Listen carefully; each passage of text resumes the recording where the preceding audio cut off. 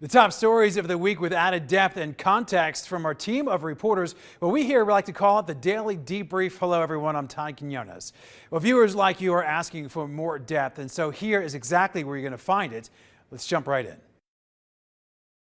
Las Vegas is back open, but finding workers to fill open jobs right now still remains very much a struggle. And we have heard firsthand from both small and large businesses, even casinos, which say for months now they've had trouble filling spots. All right, so let's get out to 13 Investigates reporter Joe Bartel is live for us on the Strip tonight. And Joe, Resorts World opens now just weeks from now with some 6,000 jobs expected. Yeah, Todd, Tricia, and the competition for those jobs is extremely high. Take a live look at Resorts World. The mega resort is set to open on June 24th. Get this, 130,000 people have applied for the 6,000 jobs being offered, but other companies say willing workers are tough to come by. Las Vegas is hoping for a jackpot summer, but right now we've got to play the hand we're dealt. The pandemic problems have persisted with a lack of employees. This as Las Vegas has steadily seen visitor volumes growing month after month. Our staff had to work so hard this past year. Everyone's job changed so significantly, and all of our marketing and all of our day-to-day activities changed. Take the El Cortez Hotel and Casino in downtown Las Vegas as an example. They weathered the storm better than most and spent millions on upgrades and improvements. Business is getting back, but they have many jobs they need to fill ASAP. Our employees and our guests were so supportive of getting through this together that, we had our complaints, we had our issues, but the pride I have in the El Cortez team, these employees, and we were fortunate enough to be able to keep pretty much all of our employees employed. Now we have the challenge of getting new employees. Stiff competition is also playing a part. On Wednesday, Senator Catherine Cortez Masto and others toured the soon-to-be completed Resorts World, the first brand new resort on the Strip in more than a decade. So far, only 350 people hired. Thousands of positions still left to be filled. Opening night is 3 weeks away. The most important thing we can do now is satisfy that need. Jobs are so important, and that's the work that I've been doing, is not only making sure that we can open up our economy that much quicker, but we bring the workforce back. Recruiters and experts say the labor problem is multi-pronged. Top of the list are the enhanced $300 per week unemployment benefits from the federal government. Some workers make more than their old jobs.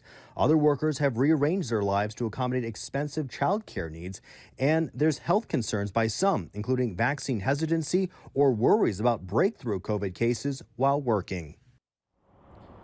And one solution is to increase wages for workers. The fast casual restaurant Skinny Fats recently offered $20 an hour for new employees. Critics say no matter the industry, higher wages could result in higher prices for all consumers. Reporting live, Joe Bartels, 13 Action News. It has been widely reported that businesses are having a hard time finding workers, and that's only gotten worse since Las Vegas reverted back to full capacity. Joe, you spoke to a business owner who says his current staffing situation is the next big challenge. How is he working through the demand? Yeah, so that's the big thing. We've been waiting months and months and months for the occupancy and the capacity limits to increase. Well, here they are now, but there's been an issue kind of bubbling below the surface for several months now. We've spoken to small businesses and even now large businesses, and they say the struggle is real. Trying to find people who are willing to apply for and accept these jobs has been a real struggle. He says that they've been trying to do the best that they can. This was the El Cortez, the general manager there, Adam Weisberg. He says that they were able to keep most of their staff employed, implying that there was maybe some that left either on their own accord during the pandemic, or they were had to be let go for whatever reason. But now the issue is trying to get people back in the door to help meet with demand. One of the issues that they have is their restaurant, Siegel's 1946, and very fine restaurant. That's their pride and joy there. But it's a real struggle to find people who are willing to wait tables. He says that they have only 2 servers that were really working their swing shift, which is basically in the afternoon and during the dinner rush. So even with the capacity limits, you can't pack the restaurant if you don't have the people willing to, be able to serve those people. So it ends up in longer lines and reservations and maybe some dissatisfied customers. Does he see this problem as being a long-term problem, or just a post, closure, post-limited capacity issue, and how is that playing to his hiring strategy? Well, I've spoken to several businesses, and this is not isolated. So, in the broader context of the economy and in Las Vegas and in businesses, that's the struggle. How do you try and get people to come in and work for jobs for whatever the job that you're offering, kind of thing? There's a lot of people who are critics and say, well, one way to do that is to let the willing worker decide if they want to work for those wages. And if they're not getting enough candidates or not getting people who are qualified or willing to work for that job or even apply for it, then you got to meet them on the other end, which is the higher wages. And that would obviously, encourage somebody maybe to come off the sidelines and come and work for whatever job you're offering. So we have seen that. We mentioned Skinny Fats. That's a fast casual restaurant. They're offering $20 an hour, which is well above what the state minimum wage here is in Nevada. It's way above what the federal minimum wage is. So they're trying to solve it with a solution in that paying people much more money to try and, fill that gap of employment that they have. Is there anything I didn't ask that you weren't able to fit in your story today that would add some context to the larger picture? No, I think to follow up on your question, is this a long-term thing? Well, that remains to be seen. A lot of people will say, business owners will say, well, when they're not competing against the federal unemployment wage, when those are available, then we'll see maybe people start to come back to the workforce. But until they feel like they're not competing against those artificial wages in terms of the government benefit, they don't see a real end to this. We know that those are scheduled to end later this year, but that's still several months away perhaps. So we're still waiting to see how long this lasts and if businesses will come up with a solution to their employment issues. But in the short term, maybe expect longer lines, not such prompt service, maybe reservations and those kinds of things as businesses, especially restaurants, try to cope with this influx of tourism and visitors and demand when they just don't have the staff to help service all of those individuals. Joe, thank you so much for your time. Make sure to visit ktnv.com if you're interested in learning more about today's big story. We'll be back with more of the Daily Debrief after the break. And welcome back to the Daily Debrief, an in-depth look at the top stories of the week. For more details on any of the stories that we're talking about, just head to ktnv.com. Expect to see a lot of visitors from out of town coming from the Strip to watch a game over at Allegiant Stadium. However, if you move over to the west of the stadium, that's where most locals will be coming through. I'm sure that if we're standing here 5 or 6 years from now, the landscape and what it looks like behind us will be very different. Raiders president Mark Bedane is expecting a very different area around Allegiant Stadium in the future. Clark County commissioners approving a plan Wednesday night to create an entertainment district with bars, restaurants, and other retail. It would take up a 1 1/4 square mile around the stadium and west of I-15. Hopefully we'll develop out as a wonderful place for people to come, have some dinner, have a drink before the game, and hang out a little while afterwards. The focus? To create an area that would still attract people even when Allegiant Stadium isn't hosting an event. This would mean transforming this predominantly industrial area. Bedane says he believes new development will come. There's going to be a lot of investment in here. When these stadiums pop up, investment usually follows, activity usually follows. There are also plans to have public art and smaller blocks to make it easier for people to walk around. County Commissioner Michael Naft, whose district includes the stadium, is optimistic about the future development. I could see the west of the stadium being the locals area. That's where locals will come from and spend some time. While there's no definitive timeline for the plan, Commissioner Naft says he believes some improvements can be done as soon as possible, like adding bike lanes to the streets. Jeremy Chen, 13 Action News. And I have reporter Jeremy Chen here.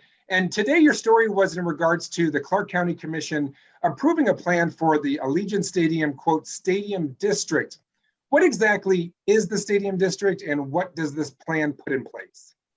So pretty much the Stadium District is the area around Allegiant Stadium that's west of the 15 freeway. So it's like about a 1.25 square mile area around the stadium. And basically the aim is to create that area into an entertainment district with restaurants, retail, bars. And right now, currently, it's a very industrial area. So obviously at this time, it's not going to attract people to come over there. So once you got those restaurants and bars, that will actually attract people. Yeah, in a lot of major cities where they have sports, it is like the thing to do is to go downtown, go near the stadium and check it out before the game and then hang out after the game. What is going to make this stand out in Las Vegas? What part of the plan is going to make this area want locals to go to, tourists to go to alike?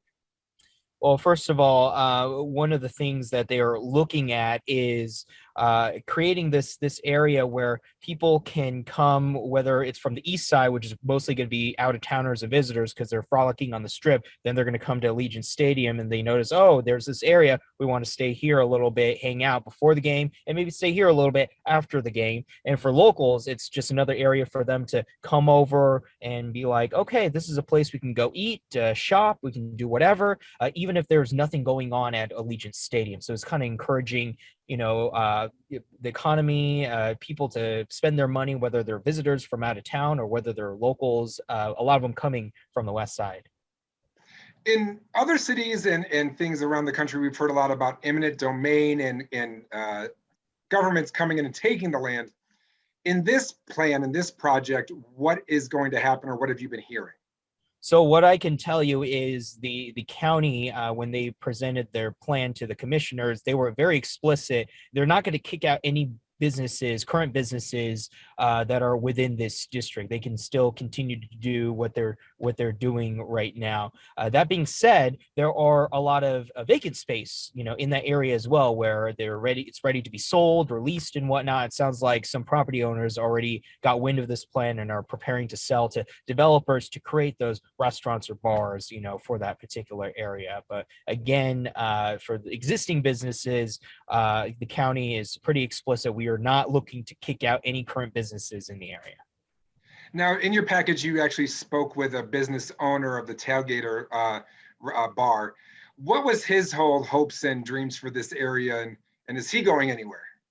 So for him, he's excited about the plan that was approved by the commissioners. He feels, getting the area from like a heavily industrial area to kind of more of an area that, can have some nightlife, can have people, want to come and, stay there for a little bit. He thinks that is wonderful. And as far as his bar in particular, he kind of markets himself as the closest bar to Allegiant Stadium. So he feels like he will be able to fit right in and be able to attract both the locals, like I said, from coming in from the west, as well as all the Raider fans that are coming in. His bar, mind you, is a Raiders bar, so he's anticipating a whole lot of Raiders fans, whether they're locals or out of town, even from other places in the world, to come to his bar, hopefully.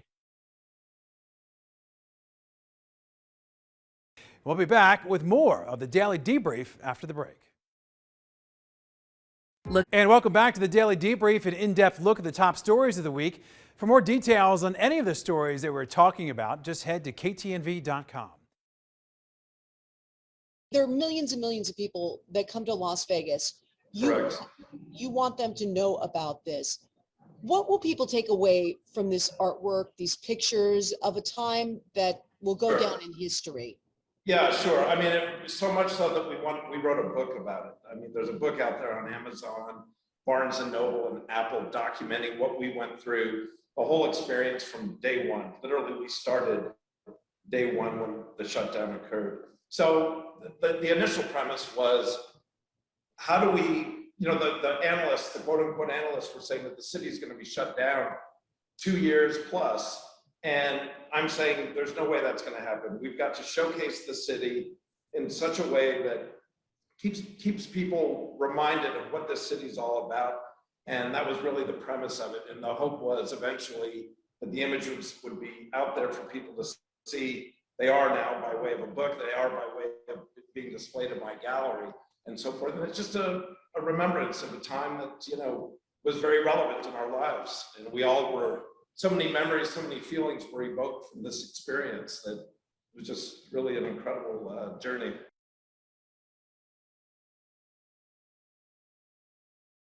Las Vegas is reopening Tricia, you spoke to one Las Vegas gallery owner in regards to a project that he undertook when the city first closed. Can you tell me a little bit about that and why it was so important that he get this out there now on the day that we reopen? Hi, Jason. First off, I'm so excited because I am live on the pirate ship outside Treasure Island, which is the first time for everything. Back in 2013, they retired the show here, the Sirens of TI. But the reason we are here is we're talking about the reopening of the Las Vegas Strip, and it's bustling this afternoon. Just down the street, you have Caesar's Palace, and that is where Carnivale Gallery is. Now, if you go into that gallery right now, you will see pictures documented of the shutdown on the Strip. Happened March 17th, 2020, and it is a historic day in our history. And Tony, the owner of that gallery, commissioned his friend John, who's a photographer, to document with him and turn what was happening into art. And that's what they did. The pictures that they took, the artwork that they did, and they're selling their book on Amazon for $3.99, and you can actually purchase one of the pictures in the gallery if you're interested at all, but you can get an e-copy of the book. And it's really fascinating, Jason, because we don't know if we'll ever see this again in the history of our lives. Las Vegas Strip shut down. It's exciting. On June 1st, we're fully reopened now. I just came out of TI. People who aren't even wearing masks, people are vaccinated now, a lot of the population. A lot of people are still wearing masks because they want to be protected. They want to feel protected. And but it's exciting because entertainment this weekend too is coming back here at TI. So that's really exciting as well. Did they say like what really sparked that desire to do this project when you spoke with them? Well, you know, Tony told me initially when they got the news that the Las Vegas Strip was shutting down, when Governor Sisolak had shut everything down, that initially there was talk that the Strip may be shut down for 2 years. Now, don't forget, this is the beginning of the pandemic, and there were so many unknowns about COVID at that time.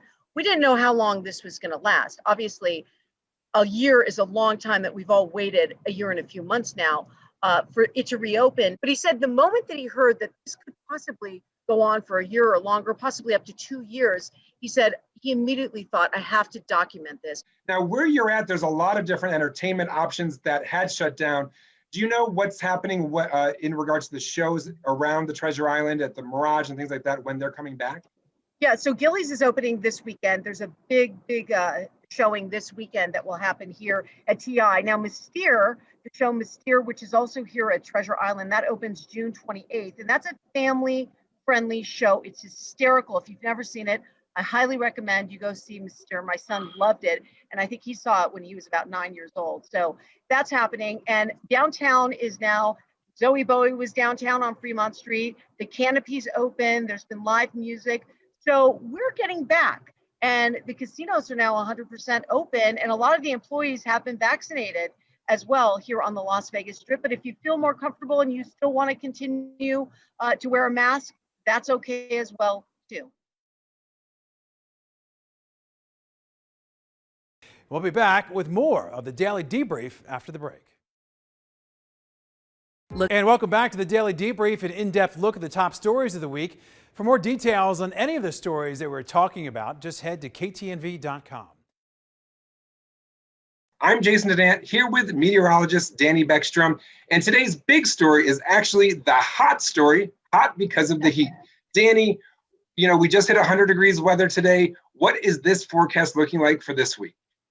Oh, you said it, Jason. It's hot. Heat is the big weather story for the first week in June. In fact, today, our first triple-digit day of 2021, the warmest since October 1st of 2020 with that 100-degree high at McCarran. And we just heat up from here, Jason. Our temperatures tomorrow jumping another couple degrees, and the heating trend takes us closer to 105 or 106 by the middle of the week.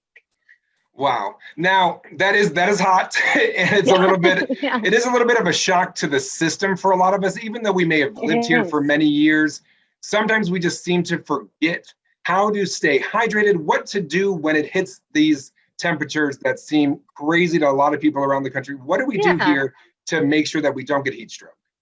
Well, I hear this a lot, especially our first occurrence of triple-digit heat. Locals say, we're used to this. We know how to deal with it. But you have to keep in mind that your body hasn't quite acclimated when we hit those triple digits all at once. The average high for today's date, just in the mid 90s. So when we climb closer to 105 or 106, that's 10 degrees above the seasonal average. And in fact, on Thursday, our forecast high of 106 is just 1 degree shy of the standing high temperature record of 107. So you have to take care of your body, and you have to help your body ease into that transition of the summer-like heat. So a few things to do. You got to stay hydrated, drink more water than you think your body even needs, avoid time outside, and if you can't, make sure to avoid direct sunlight. Also important to wear light colors. The darker the shade, the more it absorbs the heat, so your body has a hard time cooling itself off. So these are all things that we put in place as we head into the middle of the week. In fact, it's so warm that the National Weather Service has issued an excessive heat warning that starts Wednesday morning at 11 a.m., lasting through, at this point, Friday night at 9 p.m. So we are really dealing with some intense heat. I know we get 110 plus during the summer, but our bodies aren't quite there yet. So we have to just take care of them a little bit extra this week. What are those signs and symptoms that your body may be feeling when you say, uh-oh, it's time to go inside, or it's time to go maybe to the hospital? Yeah, the National Weather Service has a great graphic on this that we can probably post to a social media page. But dizziness, when you feel like you're going to pass out, a throbbing headache, those are all signs of heat stroke and heat related illnesses. So there's, heat exhaustion and there's heat stroke. Those are two different things. And when you're displaying signs of heat stroke, that's when you got to take it to the hospital. Heat exhaustion is when you need to take yourself inside and try to cool your body down. Well, thank you, Danny, for giving us a deeper look in today's hot story, which is definitely the heat, and we appreciate that. Thanks for watching the Daily Debrief on your streaming device. If you missed any part of this week's program, just hit the back button on your remote, then scroll down until you see KTNV Digital Exclusives. Well, there, you're going to find this show and also all of our dedicated streaming content. And stay tuned for more from 13 Action News after the break. And also check us out anytime right here on KTNV, streaming Las Vegas news on your time.